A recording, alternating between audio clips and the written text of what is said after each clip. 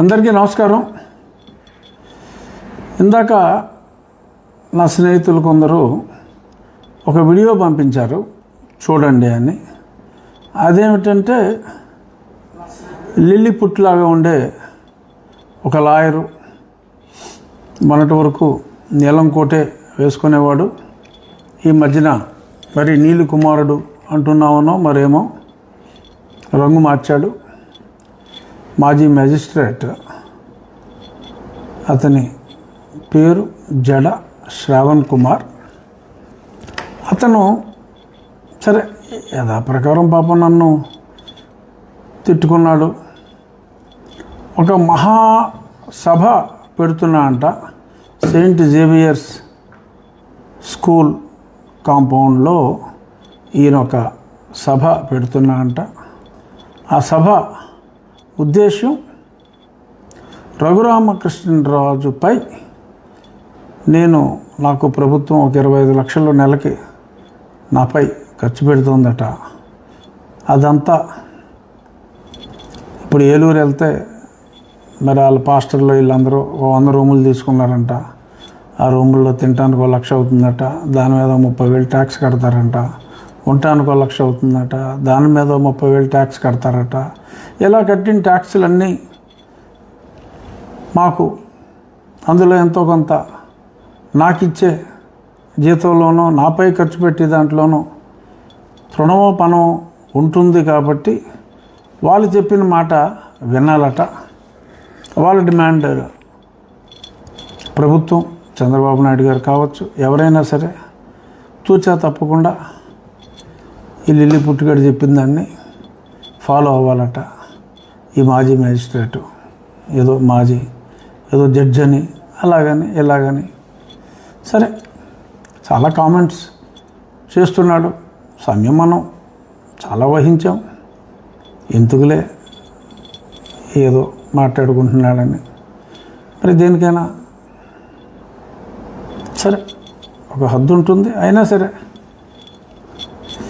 అంత పిగ్మీ పర్సనాలిటీతో ఎందుకులే, ఇంకా నేను ఎక్కువ వ్యక్తిగతంగా నేను మాట్లాడను. బట్ అతను చెప్పింది ఏమిటి అంటే నేను కొంతమందికి క్లారిఫై చేయవలసిన అవసరం ఉందేమో అనిపించింది. అతను మాట్లాడే రాంగ్ మాటలు. రాజ్యాంగం 25 ఆర్టికల్ 25 మనకి మతాన్ని ఎంచుకొని స్వేచ్ఛ ఇచ్చింది. వీళ్ళెవరో మాట్లాడటానికి దానికి వ్యతిరేకంగా మాట్లాడుతున్నాడు రఘురామకృష్ణరాజు అని వాడు వాగటం జరిగింది. ఎస్, ఆర్టికల్ 25లో ఉంది ఎంచుకునే స్వేచ్ఛ. బట్ అదే రాజ్యాంగంలో ఆర్టికల్ 341లో ఎస్సీ రిజర్వేషన్స్ అన్న అంశం దగ్గర ఎస్సీలకు ఇచ్చిన రిజర్వేషను మతం మారిన క్రైస్తవులకు ముస్లింలకు వర్తించదు అని చెప్పి అప్పుడే 77 సంవత్సరాల క్రితమే మరి అంబేద్కర్ గారు మెయిన్ పర్సన్గా కూర్చిన రాజ్యాంగంలోనే ఉంది. నేను after all I'm N MLA and deputy speaker. రాజ్యాంగాన్ని పాటించే హక్కు తప్ప రాజ్యాంగాన్ని మార్చే హక్కు ఏమాత్రం లేని వ్యక్తిని. అందులో ఉన్నదాన్ని ఫాలో అవ్వండి అని మాట్లాడితే మరి దానికి నన్ను ఒక సంఘ విద్రోహిలాగా మరి అతను మాట్లాడటం అది అతని భావ దారిద్ర్యాన్నే సూచిస్తుంది అని చెప్పి మరి బాధ్యత గల ప్రజలకి అర్థమవుతుందని నేను భావిస్తున్నప్పటికీ ఏదో మరి ఒక అబద్ధాన్ని 10 సార్లు మాట్లాడితే కొద్దిమంది నిజం అనుకునే అపోహ ఉంది. కాబట్టి ఆర్టికల్ 25 అతడు చెప్పింది చదివేటప్పుడు అదే రాజ్యాంగంలోని ఆర్టికల్ 341 కూడా చదవమని నేను చెప్తున్నాను.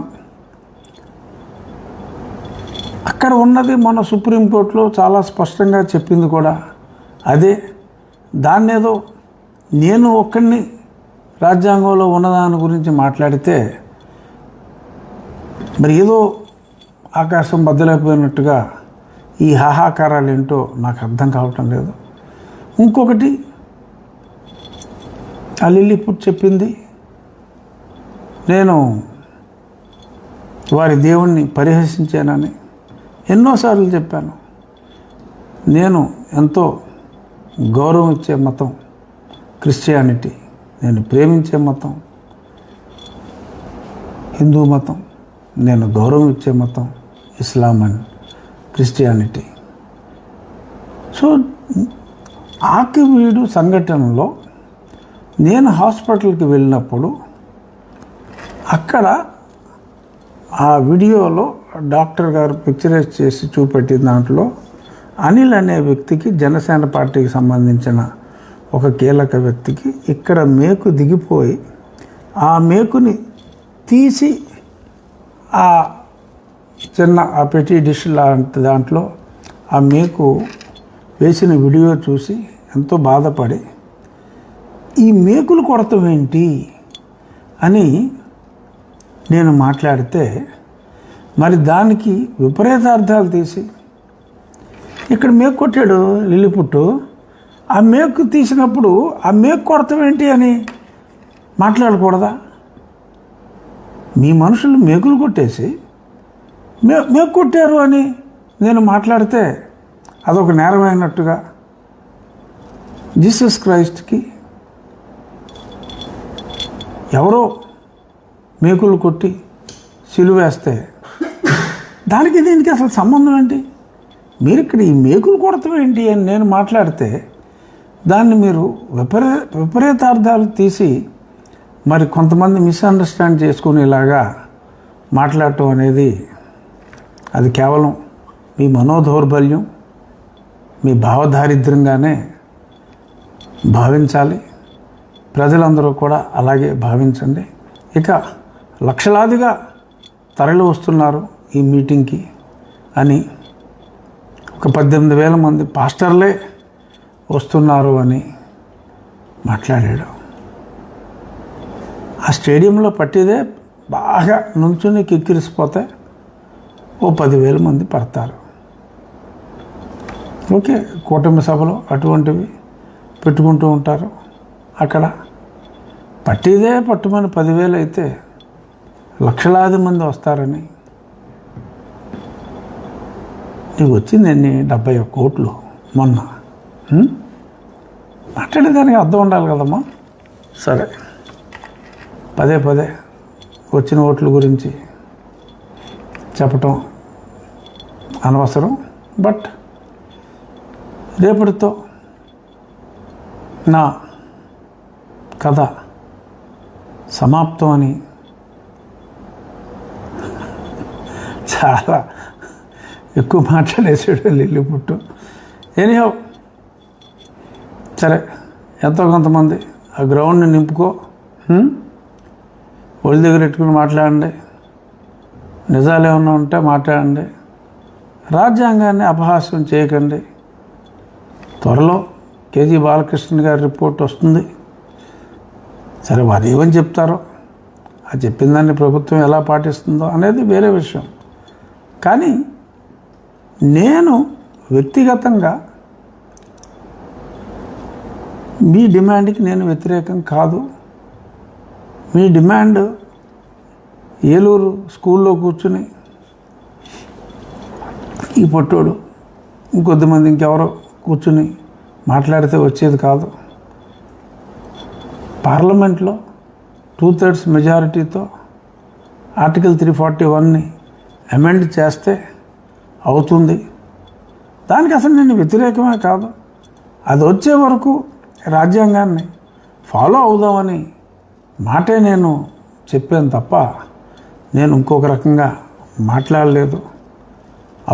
ఇప్పుడైనా నేను చెప్పేది ఒకటే, ఆ ఆర్టికల్ 341 ఆ ఫామ్లో ఉన్నప్పుడు సుప్రీంకోర్టు ఇచ్చిన తీర్పుని అనుసరించవలసిన బాధ్యత మన మీద ఉంది అని చెప్తే దాన్ని ఒక నేరంగా చూపెడుతూ 71 ఓట్లు తెచ్చుకున్న నీవు ఇక్కడ ఒక రాజకీయం కోసం దీన్ని ఒక సాకుగా, రాజ్యాంగబద్ధంగా నేను మాట్లాడిన దాన్ని ఒక సాకుగా చూపి పబ్బం గడుపుకోవాలనుకుంటున్న ఈ రకరకాల ఆరోపణలపై నువ్వు రాజీనామా చేసి వెళ్ళిపోతావా,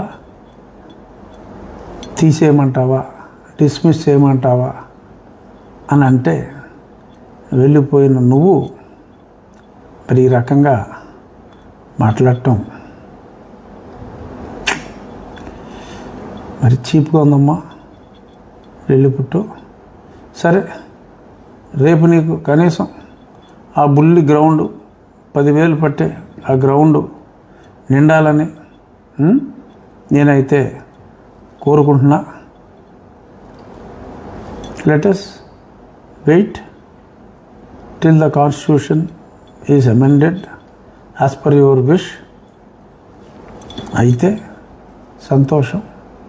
అవనప్పుడు రాజ్యాంగం రాసిన అంబేద్కర్ గారిని మాట్లాడితే మాట్లాడుకోండి. అంతే తప్ప ఏమాత్రం రాజ్యాంగ రచనకి ఏమాత్రం సంబంధం లేని నన్ను ఇందులోకి లాగి, ఓకే సరే నువ్వు నన్ను హీరోని చేస్తానంటే నేనెందుకు కాదంటాను? నేను కాదన్నా. ఏం కావాలంటే అది మాట్లాడుకో. తప్పుదోవ పట్టిస్తే నీ తప్పుదోవలోకి ప్రవేశించే వాళ్ళు చాలా తక్కువ మంది ఉంటారు. దానివల్ల నాకు వచ్చే నష్టం ఏమాత్రం లేదు. మాట్లాడితే నేను రాజీనామా చేయాలి, మా ఓట్లు అక్కలేదన్నావు, నేను రాజీనామా చేయాలి అని మాట్లాడుతున్నావు. నేను చాలా స్పష్టంగా నా స్టాండ్ ఏంటో నేను చెప్పాను. మళ్ళీ చెప్తున్నా, ఇప్పుడు నన్ను తీవ్రంగా వ్యతిరేకించే నీలాంటి వారు ఎవరు ఓట్లేస్తే నేను నగలేదు.